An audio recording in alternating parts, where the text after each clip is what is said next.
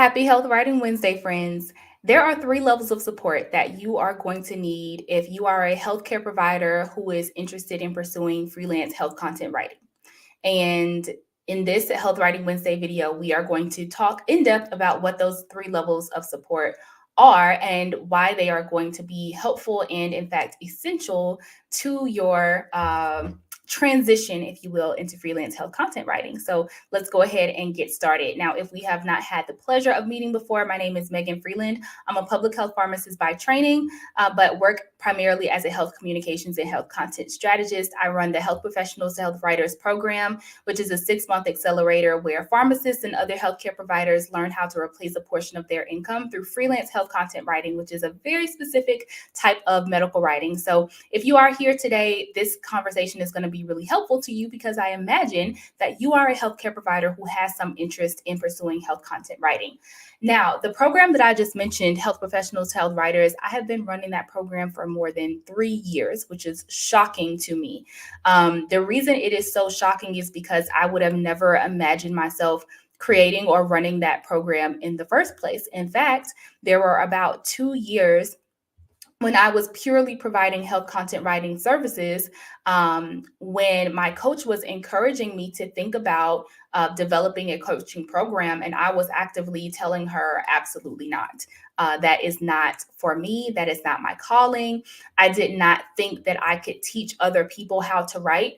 I wouldn't say that I've always been a writer, but there was a time in 10th grade when I had a teacher who was very tough and very challenging. And through that tough love experience, I learned to enjoy writing. And so it has felt like it's come naturally since that point in time. And, sometimes when you have a skill that you feel comes naturally to you, you don't necessarily feel like you are able to teach that to someone else because it comes naturally to you. That is kind of how I felt about writing. I just had no interest in teaching other people to write and honestly didn't think that I could because I didn't understand how I could. Where I went wrong with that, though, was in my framing, in the way that I was thinking about what I would need to teach someone who was interested in health content writing. The thing is that I did not simply need to teach healthcare providers how to write. Healthcare providers needed so much more support beyond writing because freelance health content writing is so much more than writing. Writing is an important piece of it. Don't get me wrong. Writing is the part that we often focus in on the most because for myself and many other healthcare providers who pursue health content writing, patient education and the ability to influence patients through provision of health information is one of the motivating factors. However, again, because freelancing is a business, there are lots of other aspects to freelance health content writing that someone would need to be taught.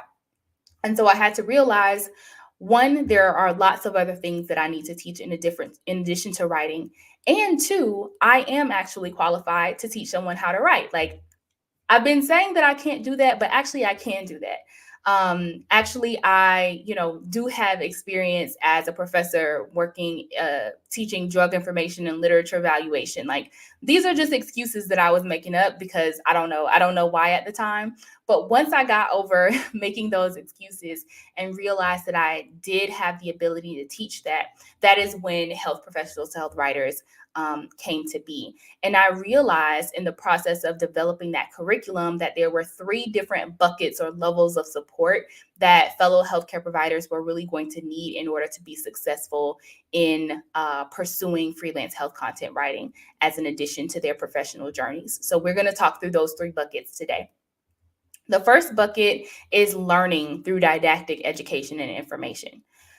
A common misconception when people learn about health content writing is that, again, it's all about the writing, okay? That we are in this field because we are so passionate about public health and patient education and health literacy. And so that is the primary reason why we are writing materials for patients. And while that is true and valid, while that is the motivating force behind many healthcare professionals pursuing health content writing, Health content writing is not just about patient education and health literacy and public health.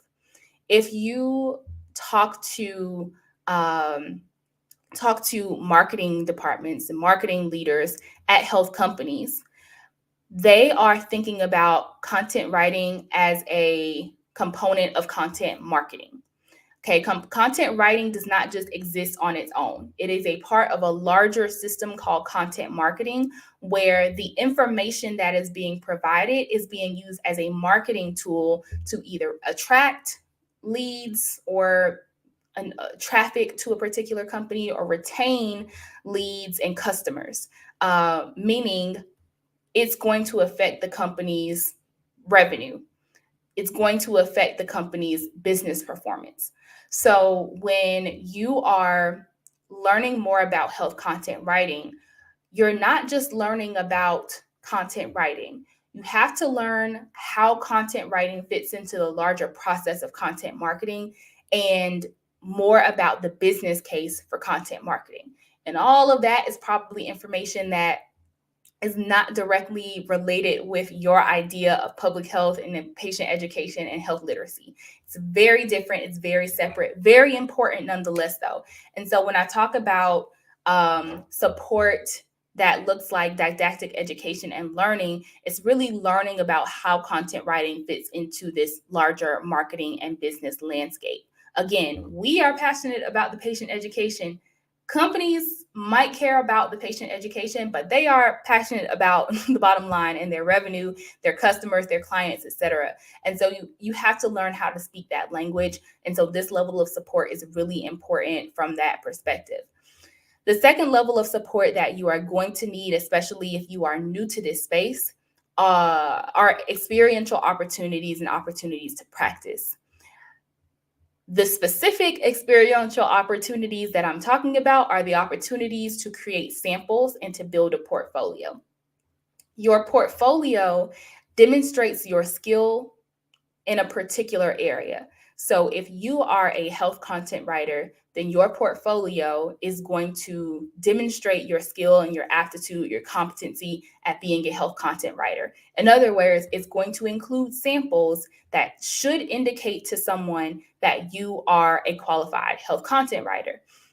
If you do not have samples, if you do not have a portfolio, then a client or a company has no evidence other than your own word that you are a health content writer, that you are skilled at health content writing, that you are that you understand the value and the logistics of content marketing. They have no way of knowing that.